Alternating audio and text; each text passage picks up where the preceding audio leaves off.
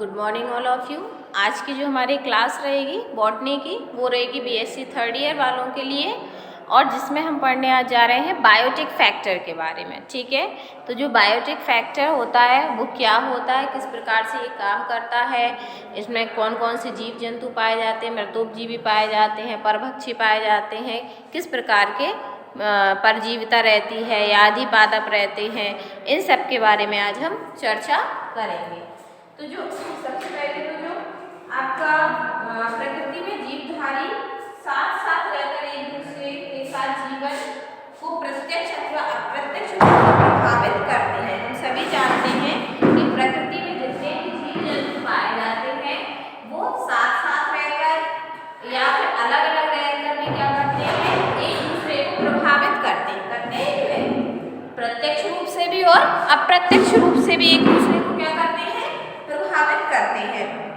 अतः वृद्धि, पोषण तथा प्रजनन एक ही जाति के जीवधारियों अथवा अलग अलग जातियों के बीच होने वाली अन्य क्रियाओं पर निर्भर रहता है। जो भी जीवित जीव रहते हैं वो एक दूसरे के ऊपर अन्य क्रिया के द्वारा एक दूसरे पर क्या करते हैं, निर्भर होते हैं। इस प्रकार की अन्य क्रियाओं के परागण, बीज एवं फलों के विकिरण, चलना, परजीविता एवं सहजीविता आदि सामान्य इसके क्या है, उदाहरण है। यदि हम जैविक कारकों की बात करें, उनके साथ अन्योन्य क्रिया मतलब वो एक दूसरे से किस प्रकार से कनेक्ट है उसकी बात करें, तो जैविक कारकों का पौधों पर महत्वपूर्ण प्रभाव पड़ता है, क्योंकि इन कारकों के द्वारा वातावरण में अनेक प्रकार के रूपांतरण हो जाते हैं। पौधों के वायवीय एवं मृदीय भागों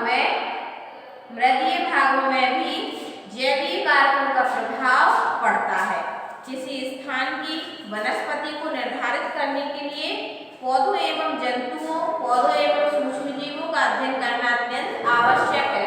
हम किसी भी स्थान की यदि अध्ययन कर रहे हैं तो वहाँ की जंतुओं का, पौधों एवं जंतुओं का, जंतु एवं पौधों के बीच क्या संबंध है, क्या रिलेशन है, उनका अध्ययन करना भी हमारे लिए क्या हो जाता है, बहुत ही महत्वपूर्ण हो जाता है। उदाहरण के लिए छाया में उगने वाली शाखीय पौधों एवं कवकों को ऊंचे वृक्षों से छाया प्राप्त होती है जो हितकर होती है। इसके अतिरिक्त शाखीय पौधे शीर्ष मृदा को उपजाऊ बनाए रखते हैं।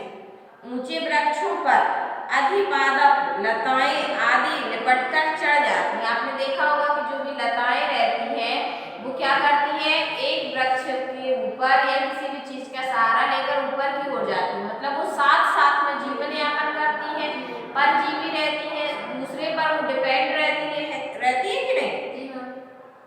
उपजाऊ बनाए रखने में ऊंचे वृक्षों पर अधिकतम लताएं आदि लिपटकर चढ़ जाती हैं और वृद्धि करती हैं। पौधों द्वारा निर्मित भोजन जीव जंतुओं द्वारा प्रयोग में लाया जाता है, और पौधे जो भोजन बनाते हैं उसका प्रयोग कौन करता है, जीव जंतु जो है वो इसका प्रयोग अपने भोजन के रूप में करते हैं। ठीक है, परागण कीटों द्वारा होता है तथा फलों एवं बीजों के विकिरण में जंतु सहायक होते हैं। हम सभी जानते हैं जो परागण रहता है, जो फूल रहते हैं उनके द्वारा जो बीज रहते हैं, बीज का परागण होता है, तभी तो एक स्थान से जो बीज हैं वो दूसरे स्थान पर चले जाते हैं। किसके द्वारा, परागण की क्रिया के द्वारा वो क्या करते हैं, जो बीज रहते हैं फूलों के, परागण जो रहते हैं, परागकण रहते हैं, कोई भी जब उन पे बटरफ्लाई, तितली, कीड़े मकोड़े, छोटे छोटे कीट बैठते हैं और फिर वो अपने पैरों में वो क्या ले जाते हैं, उस परागण को ले जाते हैं, ले जाकर क्या कर देते हैं, दूसरे जगह पे उसको छोड़ देते हैं। तो इस प्रकार से परागण होता है कीटों के द्वारा। ठीक है, फलों एवं बीजों के विकिरण में जंतु सहायक होते हैं। पौधे एवं जंतु प्रकृति में कार्बन चक्र, नाइट्रोजन तथा ऑक्सीजन चक्र को संतुलित करते हैं। ठीक है, जो भी जीव जंतु रहते हैं, आ गए, जो भी जीव जंतु रहते हैं वो किसके द्वारा, कार्बन चक्र के द्वारा या फिर नाइट्रोजन चक्र के द्वारा या फिर विकिरण ऑक्सीजन चक्र के द्वारा क्या करते हैं, वायुमंडल को, वातावरण को क्या करते हैं, संतुलित रखते हैं। यदि हम बात करें कि जानवरों की क्रियाओं का प्रभाव, जंगली एवं पालतू दोनों ही प्रकार के जानवर पौधे के चारण कर अपना भोजन प्राप्त करते हैं। यदि हम जंतुओं की बात करें, जीवों की बात करें, तो वो क्या करते हैं, घास को चारण करके, मतलब घास को खाकर ही अपने जीवन जो है उसको कंटिन्यू रखते हैं, अपनी लाइफ साइकिल को कंटिन्यू रखते हैं। ठीक है,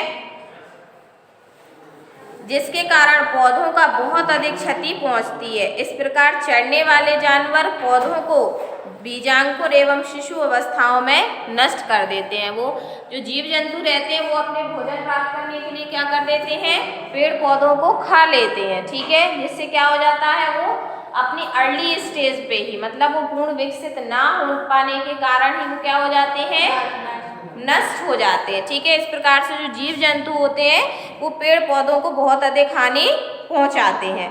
ठीक है, वन जिसमें जानवरों के चरने पर रोक नहीं लगाई जाती है, घास के मैदान में परिवर्तित हो जाते हैं। धीरे धीरे ये घास के मैदान जंगली, कांटेदार तथा खरपतवारों आदि जैसे पौधों वाले क्षेत्रों में परिवर्तित हो जाते हैं, जो वनों के चरने के परिणाम स्वरूप होता है। ऊंट प्रायः अपना भोजन ऊंचे वृक्षों की पत्तियों एवं मुलायम शाखाओं को खाकर करते हैं। लगातार ऊंटों के चढ़ने से वृक्षों को बहुत अधिक हानि होती है। जो ऊंट रहता है उसकी गर्दन जो क्या रहती है, लंबी रहती है, तो वो क्या करता है, लंबे लंबे वृक्षों को की पत्तियों को खा लेता है। अगर पत्तियों को खा लेगा तो प्रकाश संश्लेषण की क्रिया नहीं होगी पत्तियों में, और जब प्रकाश संश्लेषण की क्रिया पेड़ में नहीं होगी तो वो अपना भोजन नहीं बना पाएंगे, जिससे क्या होगा, कई प्रकार के जो पेड़ पौधे हैं इससे क्या हो रहे हैं, कंटिन्यू नष्ट हो रहे हैं, खत्म हो रहे हैं। ठीक है, लगातार ऊँटों के चरने से वृक्षों को बहुत अधिक हानि होती है, जिसके फलस्वरूप पंजाब, राजस्थान एवं दिल्ली के आसपास के अनेक क्षेत्रों में मरुस्थल बनने की संभावना बनी हुई है। जहाँ पे ऊँट ज़्यादा पाए जाते हैं, पंजाब राजस्थान साइड, तो वहाँ पे क्या है, जब पेड़ पौधे ही नष्ट हो जाएंगे तो वहाँ क्या बन जाएगा, एक प्रकार से मरुस्थल है जो वो बन जाएगा।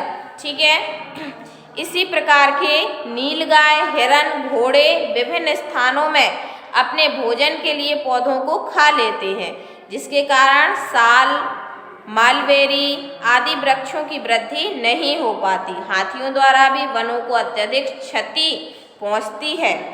खेती वाली फसलों के लिए बंदर तथा चूहे दुश्मन कहे जाते हैं, क्योंकि ये अपने भोजन के लिए फलों एवं बीजों को खा जाते हैं। आपने देखा होगा जब आप अपने खेत में बुवाई करते हैं तो बहुत सारे चूहे जो हैं खेतों में पाए जाते हैं। वो क्या करते हैं, उस बीज को अपने भोजन के रूप में खा लेते हैं और हमारी जो फसल है वो उससे अफेक्ट होती है, उस पर प्रभाव पड़ता है। ठीक है, ऐसे ही जो आपकी जो नील गाय वगैरह रहती है, जिसको आप नील गाय बोलते हो, जब आपकी फसल खड़ी होती है तो वो बहुत झुंड के झुंड आकर क्या करते हैं, आपके खेतों में क्या करते हैं, ग्रेजिंग करते हैं, उसको खाते हैं, जिससे आपकी जो फसल है वो भी अफेक्ट होती है, नष्ट हो जाती है। ठीक है, या फिर डेली डेली आएंगे तो उसकी पैदावार पर भी इफेक्ट जो है वो पड़ता है।